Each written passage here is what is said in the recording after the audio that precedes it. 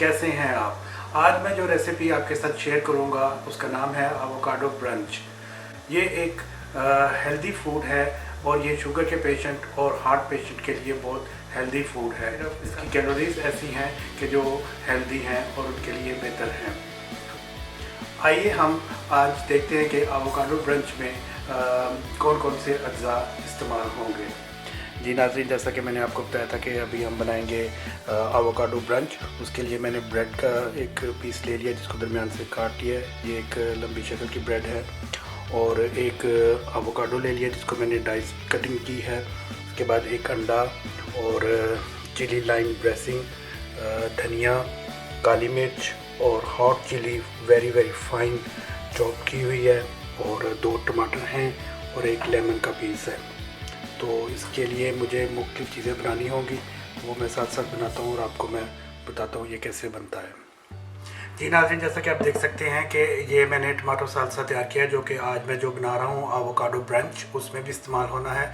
तो मैंने आपको अपनी पिछली वीडियो में बताया था कि मैं टमाटो सालसा कैसे बनाता हूँ, वो भी आपने देखी होगी वीडियो। तो ये टमाटो सालसा मैंने बना लिया है।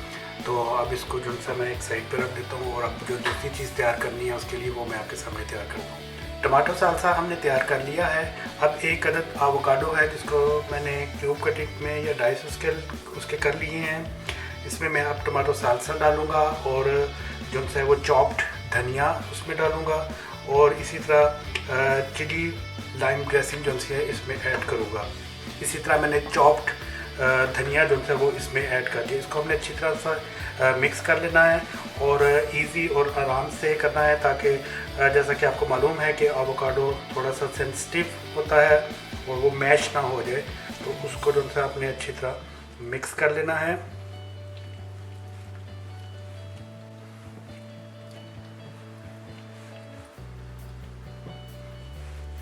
जी व्यूअर्स, ये हमारा एवोकाडो हस्क जो है वो तैयार हो गया है। तो अब मैं इसका अगला स्टेप आपको बताता हूँ।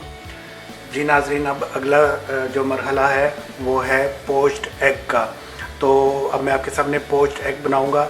ये आप देख सकते हैं कि मैंने पानी जो है वो बॉईल कर लिया है, और इसमें अब मैं डालूँगा सिरका, जो मैं शुरू में बताना भूल गया था। लेकिन इसमें 2 से 3 चम्मच जो से हैं वो खाने के चम्मच बड़े वाले वो आपने डालने हैं इसमें।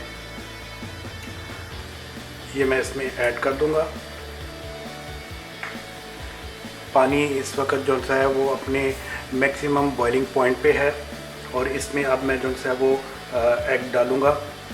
जैसा कि आप देख सकते हैं कि मैंने एक चम्मच में अंडा तोड़ के डाल लिया है, और इसको बड़ी एहतियात से मैं पानी के अंदर ऐड करूंगा और इस चीज़ का ख्याल रखूंगा कि ये टूटे ना।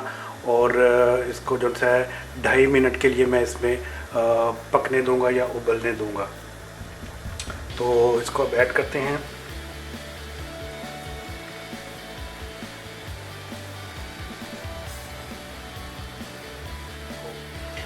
नाज़रीन, अब इसका जो है वो वक्त पूरा हो गया है कुकिंग का, और इसको मैं बहुत एहतियात से जो है वो एक प्लेट में निकाल लूँगा ताकि ये ख़राब ना हो।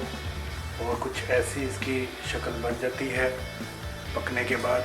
इसको मैं एक प्लेट में कपड़े के ऊपर रख लूँगा ताकि इसका जो है वो पानी वो नुचड़ जाए। अब नाज़रीन, हम इसकी प्लेट तैयार करेंगे। जब पोच्ड एग बन रहा था तो मैंने इसकी जो सी है ब्रेड उसको टोस्ट कर लिया था। तो ब्रेड के जो मैंने शुरू में आपको दिखाई थी 2 पीस थे, लेकिन मैंने एक पीस उसका लिया, उसको दरमियान से काट लिया है और इसको मैंने टोस्ट कर लिया है। और इसके बाद इसके ऊपर हम जो मैंने सालसा टमाटो के या टमाटो सालसा के साथ और एवोकाडो के साथ जो ड्रेसिंग डाल के जो तैयार किया था वो मैं इसके ऊपर डाल दूँगा।